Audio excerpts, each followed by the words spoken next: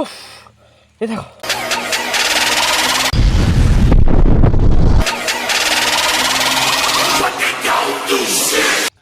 নমস্কার বন্ধুরা, সবাই কেমন আছেন? আশা করছি সবাই ভালো আছেন, আমিও ভালো আছি। আর আপনাদের সকলকে শিকারি প্রসাদ চ্যানেলে স্বাগত জানিয়ে আজকের ভিডিওটা আমি শুরু করছি। আজকে আবারও কুঁচে মাছ ধরতে বেরিয়েছি, দেখা যাক আজকে কুঁচে মাছ ধরতে পারি কি। আর এই দেখুন, এই হচ্ছে কুঁচে মাছের বড়শি।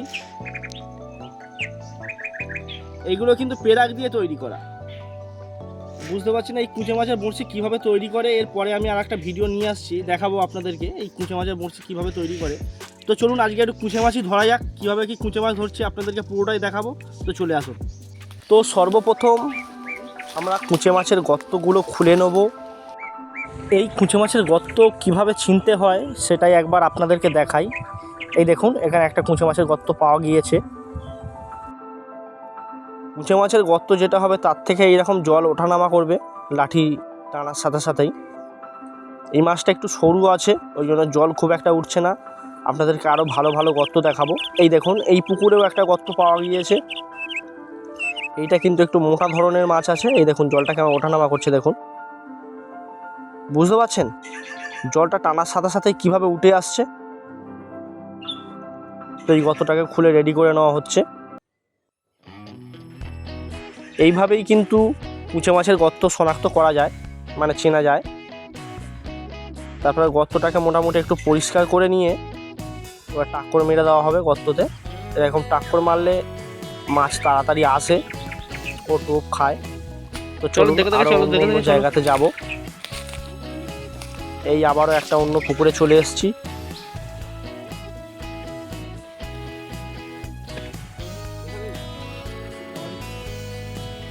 ওই তো গর্ত,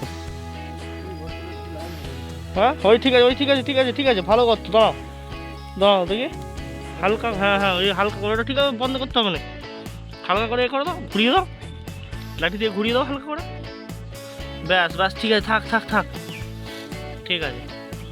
টাকর মেরে দাও, টাকর মেরে দাও, টাকর মেরে দাও। ওই সময় মাছটা পালাচ্ছে। তো বন্ধুরা, অনেকগুলোই কুঁচে মাছের গর্ত খোলা হয়েছে। এবারে যে জিনিসটা লাগবে সেটা হচ্ছে ছোট ছোট মাছের বাচ্চা। মাছের বাচ্চা ধরার জন্য আমি পুকুরে নেমে গিয়েছি। দাঁড়ান দেখা যাক ছোট মাছের বাচ্চা পাই কি। এই কুঁচে মাছ ধরার জন্য আপনারা কিন্তু ছোট মাছ, ব্যাং বা কেঁচোও ব্যবহার করতে পারেন। তো চলুন, এই একটা মাছ পাওয়া গিয়েছে।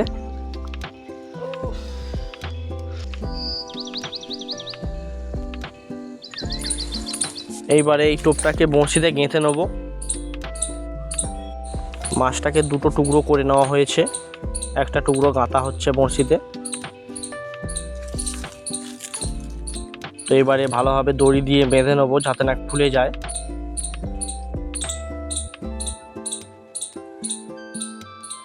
এই টোপ রেডি হয়ে গেল কুঁচে মাছ ধরার জন্য। তো চলুন বন্ধুরা, এবার যাওয়া যাক, দেখা যাক কুঁচে মাছ হয় কি।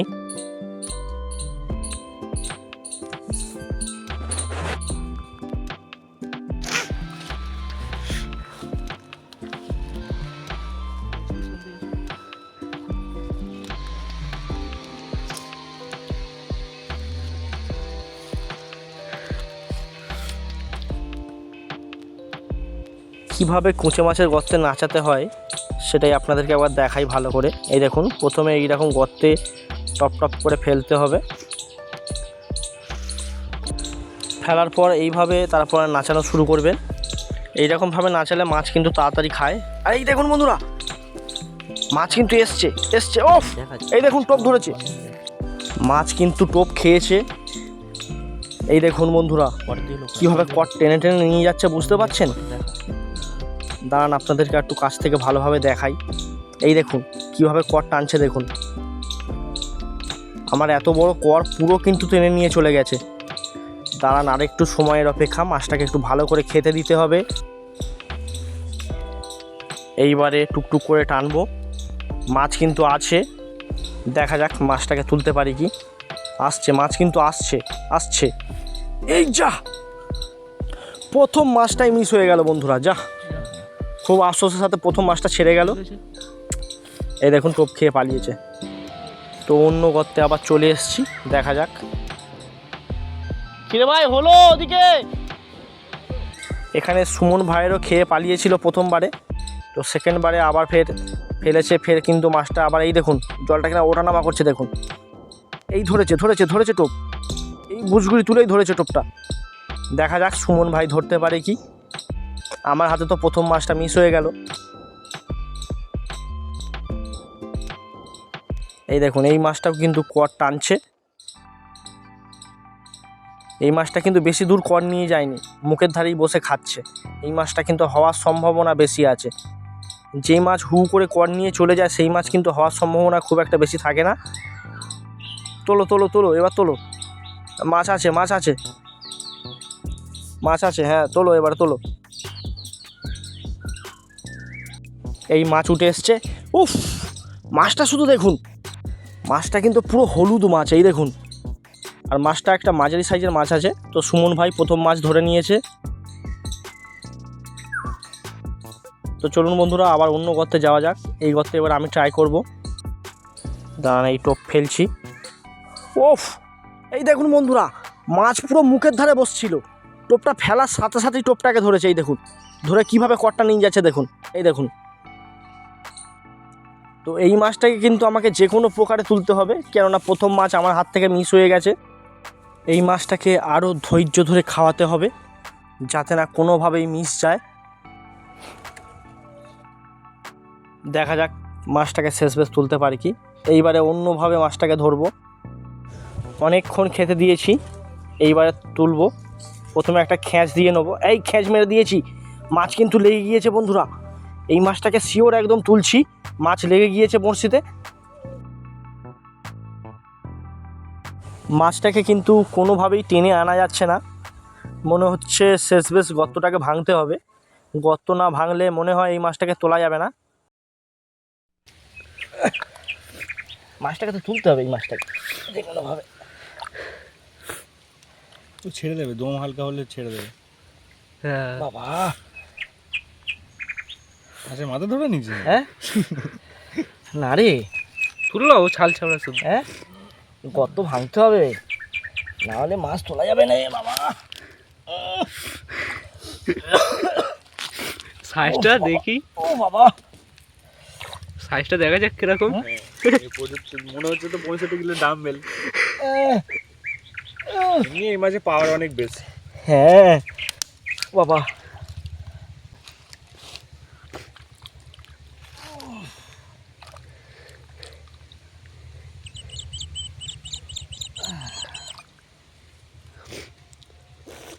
এবারে একটু গর্ত আছে, ভালো বড় মাছ আছে। ও ভাই পুরো হাঁপিয়ে গেছি।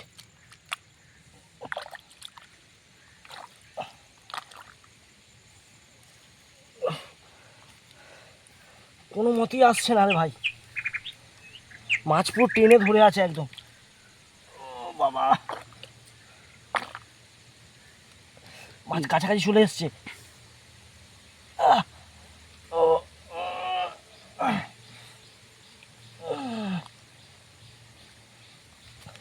তুলে নিয়েছি, মাছের তো মুখ দেখা গেছে মাছের। দাঁড়াও, মাছটাকে ধরে নেবো। দাঁড়াও বাবা, টানছে।